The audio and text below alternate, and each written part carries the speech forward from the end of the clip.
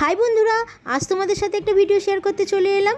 দেখো, আজ আমার কাজ চলছে, তো আমার ঘর সংসারের কাজকর্ম সেরে আমি ব্যবসাটা করে থাকি। তো দেখো, তোমরা সবাই জানো সেটা।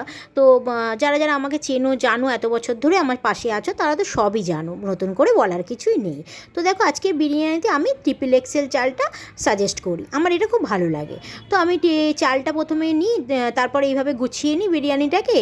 আর তারপরে বিরিয়ানিটাকে দমে দেওয়া হয় আগুনে। আর আমি গ্যাসেই করি, ছোটোখাটো কাজ গ্যাসেই করি, আর বড় কাজ হলে তখন কাঠের উনুনে করি। আর তারপর বিরিয়ানিটা মোস্টলি রেডি হয়ে গেছে। তো তারপরে দেখো, বিরিয়ানিটা পার্সেল করা শুরু হয়ে গেছে।